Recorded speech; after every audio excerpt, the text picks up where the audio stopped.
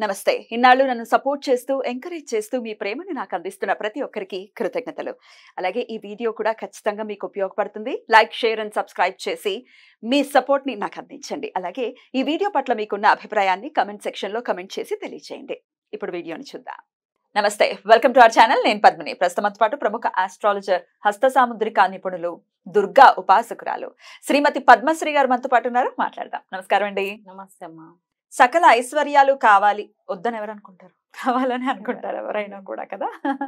ఐశ్వర్యం, సకల ఐశ్వర్యం అంటే జ్ఞానం ఐశ్వర్యం, అసలు సిసలు ఐశ్వర్యం ఖచ్చితంగా. మాట ఐశ్వర్యం, బిహేవియర్ ఐశ్వర్యం, అన్నిటిని పక్కన పెట్టేసి ఓన్లీ డబ్బుల గురించి ఆలోచిస్తూ ఉంటారు. ఎవరైతే హ్యాండిల్ చెయ్యలేరో వాళ్ళకి ఇవ్వడు ఈశ్వరుడు, ఇది సుస్పష్టం, అందులో డౌట్ లేదు. సో మనం హ్యాండిల్ చేయగలమన్న నమ్మకం ఆయనకి ఎప్పుడు వస్తుంది? ఎంతో కొంత మనం చదువుకుని ఎంతో కొంత నేర్చుకుంటే ఖచ్చితంగా ఓకేరా బాబు వీడేదో కష్టపడుతున్నాడు ఇద్దాము అని అనుకుంటాడు. చిన్న చిన్న లాజిక్స్ ఇవి పట్టుకుంటే సరిపోతుంది. The more you learn the more you earn అని ఇంగ్లీష్ లో సేయింగ్స్ కూడా ఉన్నాయి. సో డెఫినెట్ గా సరే ఇవన్నీ పక్కన పెట్టేస్తే ఐశ్వర్యం కావాలి ఖచ్చితంగా. రకరకాల ఇబ్బందులను మేము ఫేస్ చేస్తున్నామండి. ఎట్లా అండి? ఏదైనా ఏం రెమెడీస్ చేసినా కొంతమందికి వర్కౌట్ కాదు, బాధ అనిపిస్తుంది. నెపం దేవుడి మీదనో లేకపోతే రెమెడీ మీదనో చెప్పిన వాళ్ళ మీదనో లేకపోతే నా మీదనో ఇట్లా వస్తూ ఉంటాయి. బట్ ఐ అండర్స్టాండ్ వాళ్ళ ఇన్నోసెన్స్ లేకపోతే ఆ కష్టాన్ని భరించలేనటువంటి ఆ తత్వాన్ని అర్థం చేసుకుంటూనే ఈ ప్రశ్నను మళ్ళీ అడుగుతున్నాను, మీ ముందు కూడా ఉంచుతున్నాను. ఐశ్వర్యం పెరగటం కోసం ఏదైనా చక్కటి రెమెడీస్ ఉన్నాయా మీ దగ్గర? తప్పకుండా మనం బోల్డ్ అని చెప్పుకుందాం. ఇప్పుడు కూడా ఇంతవరకు కూడా చెప్పాం. ఇప్పుడు చెప్పుకునేది కూడా చాలా బ్యూటిఫుల్ రెమెడీ, చాలా అందరికీ అనుకూలంగా. నేను ఏది చెప్పినా కూడా సునాయాసంగా సులభంగా చేసుకోవాలి. ఎక్కడెక్కడికో పరిగెత్తి డబ్బు ఖర్చు చేసుకొని శ్రమ ఇది చేసుకొని అందరూ కూడా చేయలేరమ్మా. ఇప్పుడు కొంతమంది ఉంటారు కనీసం కొంత దగ్గరలో ఉన్న దేవాలయానికి వెళ్ళాలి అనుకున్నా వెళ్ళలేరు. ఎందుకంటే వాళ్ళ పని, ఇంట్లో ఉన్నటువంటి పని ఒత్తిడి కానివ్వండి, పని బాధ్యతల వల్ల కూడా వాళ్ళు వెళ్ళలేరు. అయితే నేను చెప్తా అంటే సులభంగా సునాయాసంగా వీళ్ళు ఉన్న దగ్గరే చేసుకునేటువంటి పరిహారాలే దాదాపుగా చెప్తాను. అది కాని పక్షంలో మాత్రమే కొన్ని కొన్ని కొన్ని జటిలమైన సమస్యలకు ఇంకా వీటికి అవ్వలేదు అంటే ఖచ్చితంగా వేరే చెప్పవలసి ఉంటుంది. కానీ ఇప్పుడు నేను చెప్పేదైనా సరే భక్తి శ్రద్ధ గనక చేసుకుంటే అద్భుతం అనేటువంటి రెమెడీ ఇది కూడా.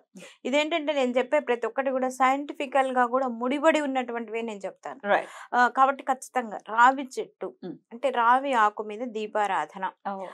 రావి చెట్టు అంటే ఏంటి? త్రిమూర్తి స్వరూపంగా మనం హిందూ ధర్మంలో చెప్పుకుంటాం. బ్రహ్మ విష్ణు మహేశ్వర తత్వంగా కూడా చెప్పుకుంటాం. అయితే రావి చెట్టు ప్రదక్షిణాలు చేయడం, రావి చెట్టు దగ్గర అంటే ఉదయం ప్రతిరోజు కూడా 6 నుంచి 7 గంటల మధ్యలో అంటే బ్రాహ్మీ ముహూర్తం దగ్గర నుంచి కూడా 7 గంటల వరకు, అంటే కనీసం 7 గంటలు అంటే 6 వరకే అసలైతే.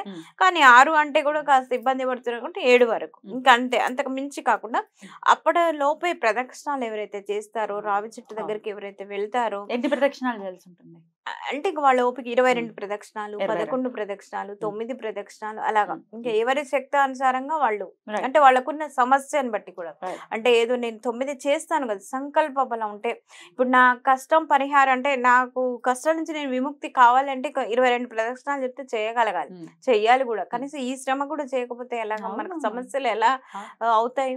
కాబట్టి నేనేం చెప్తానంటే 7 గంటల లోపే దాదాపు రావి చెట్టు దగ్గరకు వెళ్తే ఏంటంటే ఆ రావి చెట్టు నుంచి రిలీజ్ అయ్యేటువంటి ఆ వాయువులు ఏవైతే ఉంటాయి, ఓజోన్స్, అవి చాలా బ్యూటిఫుల్ గా సైంటిఫికల్ గా కూడా మనలో ఉన్నటువంటి ఆ నెగటివ్ అనేది తొలగిపోయి ఖచ్చితంగా దైవానుగ్రహం, దైవశక్తి కలిగించేలాగా చేసి, ఇప్పుడు మనం ఒక 2-3 రోజులు అడుగులు ముందు అంటే బాబా గారు చెప్తారు, నా వైపు ఒక అడుగు వేయి, నేను నీ వైపు 10 అడుగులు వేస్తానని చెప్తారు.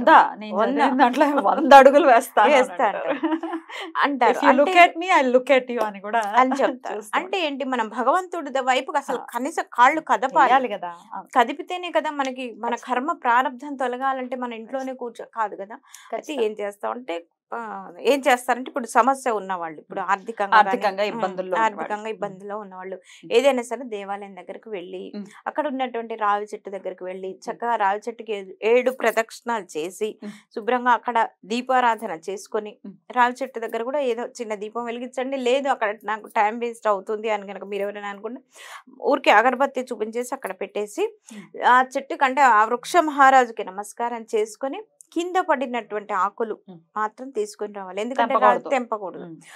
ఇప్పుడు మనం మామూలుగా నేనైతే ఏమనుకుంటాను తెలుసా పద్మిని గారు, ఏ చెట్టు ఆకు కోసినా ఒక పువ్వు కోసినా చెప్తాను, థ్యాంక్స్ చెప్తాను, నేను నీకు తీసుకుంటున్నాను ప్లీజ్ అని చెప్పేసి. నేను ఎందుకంటే కష్టం కదా ఉంటుంది, ఎందుకంటే ప్రతి దానిలో కూడా జీవం ఉంటుంది, ఎలా పోస్తుంది. కాబట్టి నేనైతే అలాగే చేస్తాను, కాబట్టి థ్యాంక్స్ చెప్తాను. కాబట్టి మనం ప్రతి మొక్క దగ్గరికి వెళ్ళినా కూడా అలాగే చేయాలట. అలాగే కింద రావి ఆకులు మట్టుకు తెంపకూడదు, చెట్టు మించి తెంపితే పాపం అంటారు, తప్పు. ఏదో సైంటిఫిక్ అంటే ఆ పాలు తగులుతాయని ఏదో ఉంటుంది, దాంట్లో కూడా సైన్స్ పరమార్థం ఏదో ఉంటుంది. అలా చెప్తే వినరు అని చెప్పేసి పాపం తగులుతుంది అని చెప్పేసి చెప్తారు.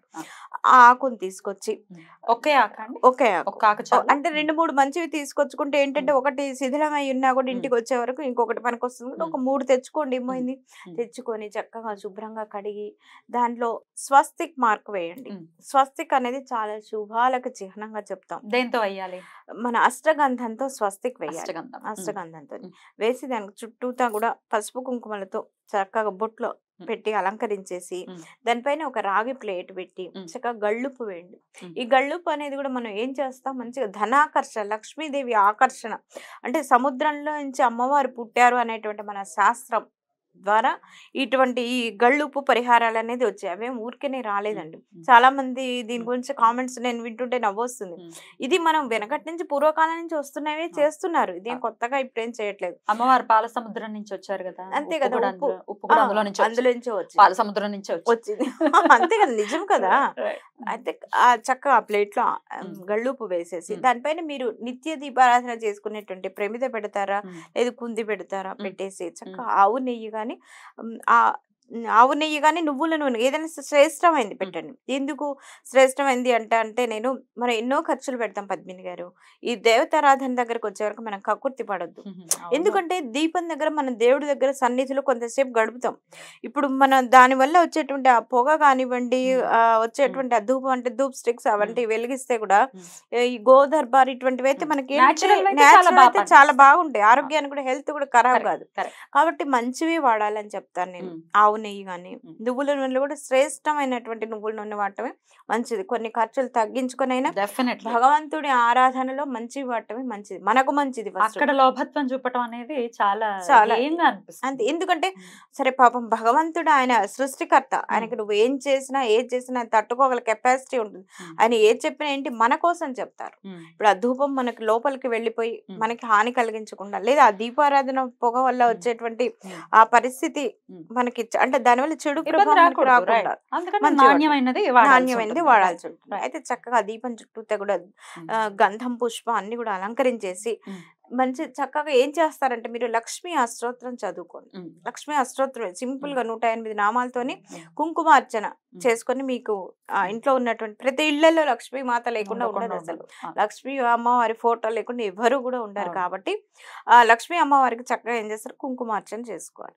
ఇలా కుంకుమార్చన చేసుకొని 108 అష్టోత్తరాలు చేసుకుని ఏదైనా సరే తీపి పదార్థం నైవేద్యంగా పెట్టుకున్నట్టయితే చాలా అద్భుతమైనటువంటి పరిహారం.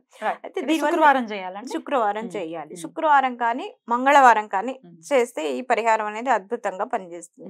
అయితే ఇప్పుడు ఈ పరిహారం వల్ల ఏమవుతుందంటే ఇప్పుడు కొంతమందికి సంతానం లేని వారికి కూడా సంతానం కలిగేటువంటి నిదర్శనాలు చాలా ఉన్నాయి. ఎందుకంటే రావి చెట్టు దగ్గరికి వెళ్ళి ప్రదక్షిణాలు చేసి ఆ రావి చెట్టు మొదట్లో నీళ్లు పోస్తే దానిలో నుంచి వచ్చేటువంటి ఆ రిలీజ్ అయ్యేటువంటి వాయువులు ఏవైతే ఉంటాయో ఆడవారికి గర్భాశయానికి సంబంధించినటువంటి తొలగిస్తుంది అని చెప్పేసి చాలా ప్రూవ్ అయింది.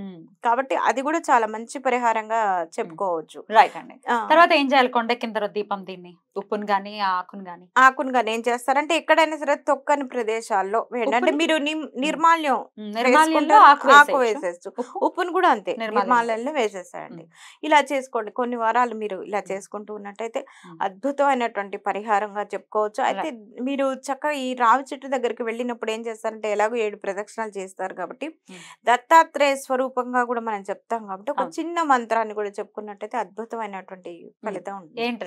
అదేంటంటే ఓం ద్రాం దత్తాత్రేయాయ నమః, ఓం ద్రాం దత్తాత్రేయాయ నమః అనేటువంటి మంత్రాన్ని గనక చదువుకొని 7 ప్రదక్షిణాలు చేసి ఆ రావి ఆకు తెచ్చుకుంటే అద్భుతమైనటువంటి ఫలితాలు రావడం అనేది జరుగుతుంది. రావాలి అలాంటి అద్భుతమైనటువంటి ఫలితాలు డెఫినెట్ గా ఆర్థిక పరంగా ఖచ్చితంగా మన మన వాళ్ళందరూ బయటపడాలి బయటపడాలి. పూర్తిగా కోరుకుంటూ చాలా చక్కగా వివరించారండి. కృతజ్ఞతలు. నమస్కారం.